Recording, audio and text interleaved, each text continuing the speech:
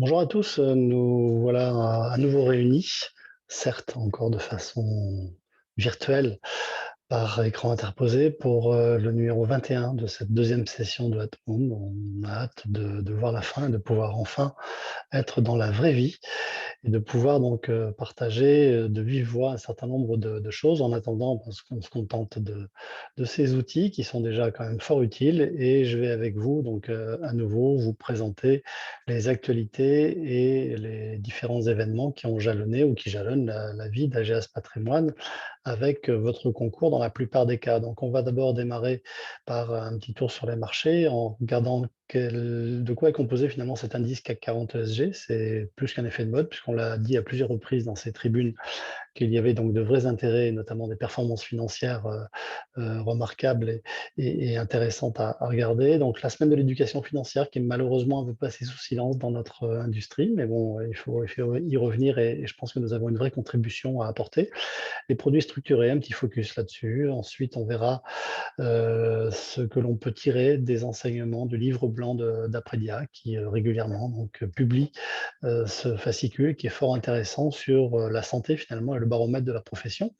Enfin, nous verrons nos différents events avec l'e-forum qui a été publié tout récemment, un webinaire avec Addenis et enfin la nouvelle saison des meetings qui a démarré, la saison numéro 5. Alors démarrons d'abord par les marchés financiers.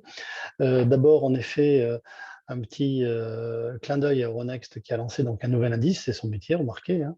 Donc c'est assez logique, hein, un indice CAC 40 ESG. Donc ça, c'est assez intéressant, puisque donc on a ici le pendant finalement de l'indice phare de la Bourse de Paris, avec donc quelques sociétés qui ont été exclues de ce classement ou de cette nomenclature CAC 40. 9 sociétés exactement donc, ont été exclues et 9 autres, bien sûr, y ont pris place. Ces 9 nouvelles sociétés sont toutes issues du SBF 120, donc on est dans un environnement que l'on connaît bien. Et cet indice CAC 40 ESG donc, intègre déjà des critères liés aux 17 principes de l'ONU, que vous connaissez désormais. Et comme à l'habitude, cet indice sera à même d'évoluer donc, au fil de l'eau, notamment tous les trimestres. Alors c'est vrai que cet indice va sûrement servir pour que de nombreux OPC ou des ETF d'ailleurs s'adossent finalement à cet indice, comme il est d'usage désormais. Et en ce qui nous concerne, chez AGS Patrimoine, ben, on est assez à l'aise avec tout ça, puisqu'on sait qu'on a déjà plus de 140 supports qui font partie de notre référentiel d'unité de compte, qui sont qualifiés d'ISR, ESG, TIC ou Greenfin. Donc on est déjà dans une démarche qui est très empreinte de cette coloration ESG, ISR, sachant que là aussi, plus de 70% des allocations de portefeuille que nous produisons, je rappelle qu'elles sont au nombre de 300, sont déjà assorties de cette dimension, de cette coloration Greenfin, TIC, ESG ou ISR. Deuxième info, la semaine de l'éducation financière, elle vient de s'achever, mais quand même un petit peu dans une très grande discrétion. Donc ça, c'est un peu dommage, sachant que c'est une semaine de nature mondiale. Donc il y a beaucoup de pays qui versent dans cette démarche éducative et didactique qui est très intéressante sur le fond, puisqu'on sait tous que des gens mieux éduqués ou mieux formés donc sont, mieux appétents à appréhender notamment la notion de risque en rendement, ça c'est une première chose. Deuxièmement, sont aussi les ambassadeurs des différentes solutions que l'on peut proposer. Et troisièmement, plus on éduque jeunes des personnes, plus on pourra les accompagner dans leur cycle de vie et dans leur chemin de vie, y compris leur chemin de vie patrimonial. Donc, à l'instar de la FFA, la Fédération française des assurances, nous avons, parce qu'on y a contribué, et votre serviteur également, à la mise en musique d'un fascicule qui s'appelle Épargner avec l'assurance vie pour justement démocratiser l'approche de l'assurance vie, donner peut-être quelques astuces et puis donner quelques éléments contradictoires et informationnels concernant donc tout ce dont on peut avoir besoin lorsqu'on achète un contrat d'assurance vie et lorsqu'on le fait vivre au fil du temps avec quelques bons réflexes également. Donc ce fascicule est accessible directement sur le site mesquestionsdargent.fr. Donc, je vous invite à le télécharger et sûrement, pourquoi pas le diffuser. Vous voyez qu'il y a eu un certain nombre d'actions concrètes qui ont été menées dans des ateliers, au travers d'ateliers dans les écoles, dans les collèges, et cetera, des webinars, diverses conférences dans les entreprises également. La Banque de France était souvent à la manœuvre de tout cela, mais vraiment des choses intéressantes et de vous à moi, je pense qu'il est de notre devoir ou c'est une mission pour nous que de pouvoir donc pour reprendre le flambeau pour justement éduquer et former un certain nombre de personnes et pourquoi pas, moi je reprends mon exemple, faisons-le dans les écoles et collèges de nos enfants et il y a toujours donc un un grand intérêt qui est marqué par les élèves ou par des personnes qui méconnaissent encore ce sujet-là et quand on s'adresse aux parents, on peut de surcroît et on n'est pas ennemi de nos intérêts, faire des affaires également. Donc je vous invite vraiment à vous pencher sur cette démarche qui est vraiment, intéressante et efficiente. Un autre point sur, le marché, c'est un petit focus sur les produits structurés. On en entend beaucoup parler, donc vous savez qu'il y a un regain d'intérêt. Il y a aujourd'hui, beaucoup de choses qui se font puisqu'on sait que les produits structurés, non pas les fonds structurés, les produits structurés, donc de type MTN notamment, eh bien, se nourrissent de tout ce qui est volatilité, de taux bas. Donc effectivement, on a un environnement propice finalement pour, la promotion de ces produits qui sont pléthoriques, il faut bien le dire, mais qui aussi rencontrent leur public et c'est aussi, très important de le voir. On voit ici sur ce graphique produit par l'AMF, le nombre de produits qui ont été vendus donc, par an avec une certaine envolée qui est liée, bah, là aussi au regain de volatilité. En ce qui nous concerne, nous ne sommes pas, en dehors de cette démarche puisque donc on référence beaucoup de produits structurés. On nous en demande beaucoup plus encore. Nous avons notre libre arbitre pour, accepter ou refuser ou décaler donc, la mise en marché de certains de ces produits structurés que l'on trouve donc principalement dans nos contrats d'assurance vie. Donc, les gammes sont assez bien dotées de ce genre de produits. On a même d'ailleurs lancé aussi un mandat de structurer, ce qui, pour les moins appétents d'entre vous, peut être intéressant parce que donc on évite notamment les périodes de rappel qui sont aussi des trous d'air, qui peuvent être un peu compliqués à gérer ou à comprendre par l'épargnant.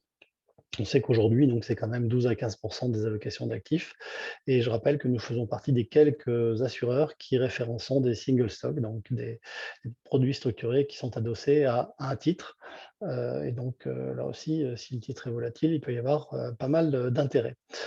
Sur, les services ou les informations liées à ces services, je voulais faire un petit focus sur le livre blanc 2021 qui est un moment dans notre industrie, toujours attendu, donc délivré par Apredia, donc nos excellents analystes d'Apredia, qu'on salue au passage et qui nous donne une synthèse et une photographie, un baromètre aussi de la profession qui est tout à fait intéressant. Donc avec ici un effectif de 3 548, je crois, cabinets exactement, donc une légère évolution de plus 3 mais quand même.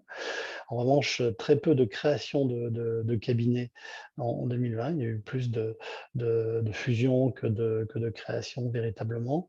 La progression du nombre de cabinets à un seul, interlocuteur, ça c'est un petit peu gênant parce que, on s'écarte peut-être un peu, de la démarche entrepreneuriale qui suppose évidemment qu'on s'entoure et qu'on s'équipe, y compris en ressources humaines. L'âge moyen reste stable, le pourcentage, d'activité ou de chiffre d'affaires lié à l'activité de conseil, donc lui est également stable autour de 59 60 disons simplement.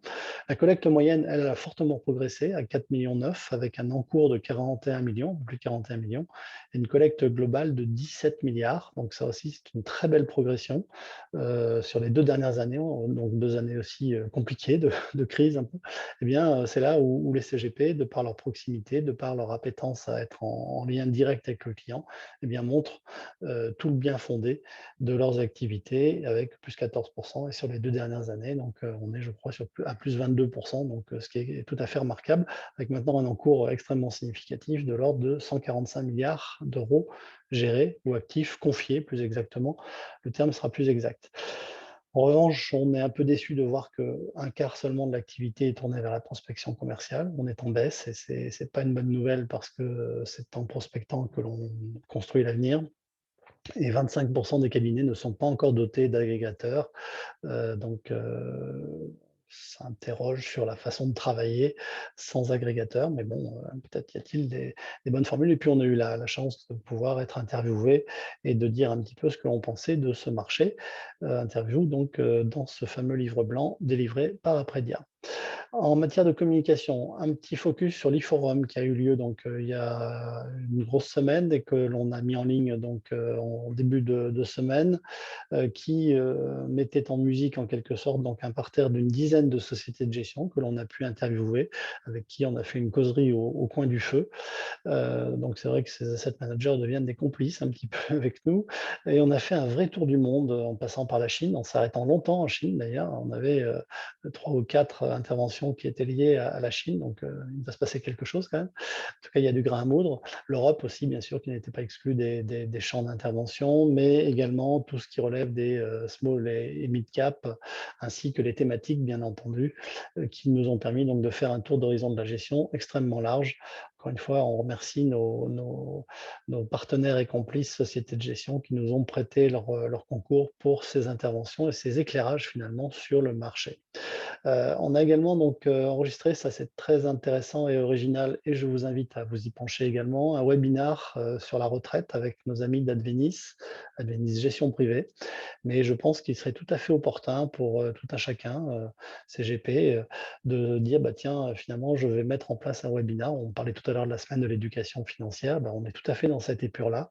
Éduquons vos clients, éduquons, vos prospects, donc avec le concours, d'1 ou 2 partenaires. En l'occurrence, la retraite, bon, bah, là, on est sur une thématique qui est, extrêmement porteuse, pour, bah, évangéliser les gens et puis également donc, leur donner des facteurs d'explication, des facteurs de choix également dans les solutions qu'ils pourraient, adopter ou qu'ils pourraient, s'approprier. Donc très important et nous semble-t-il très, très efficient. Plus de 50 clients finaux, en ligne, en live, sans compter le replay. On sait que, via le replay, on fait, x2, x3, en matière de résonance. Donc c'est aussi important, pour s'illustrer sur ce marché et se différencier.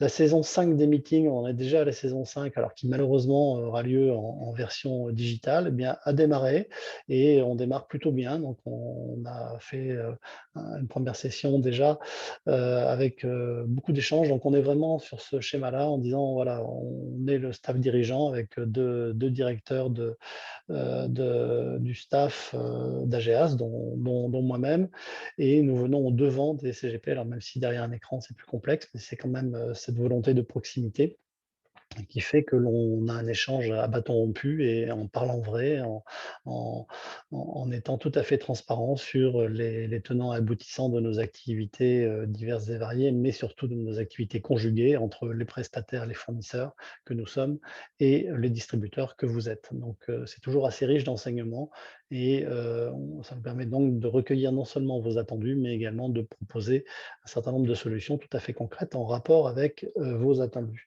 Enfin, un petit focus sur, une dernière publication que nous avons faite dans, Patrimoine privé. Donc c'est, notre directeur général Alain Regnault qui est interviewé sur, ça ne vous échappera pas, donc le pair, encore une fois, donc la comparaison entre assurance vie et pair et c'est vrai qu'on peut, alors je ne sais pas si on doit s'en inquiéter, mais en tout cas, c'est un constat, il y a une sorte de cannibalisation du pair sur l'assurance vie et donc les frontières, bougent un peu et il faut, bouger sûrement, avec elles pour, pouvoir être en adéquation avec les attentes des, clients. Voilà pour, aujourd'hui, pour ce petit tour d'horizon donc de l'actualité. Comme à l'accoutumée, eh bien, on va vous donner rendez-vous la semaine prochaine. Et d'ici là, bah, prenez soin de vous, portez-vous bien et on espère que le bout du tunnel s'approche parce que, on aimerait bien encore une fois, se contacter et se voir en vrai. Bonne journée.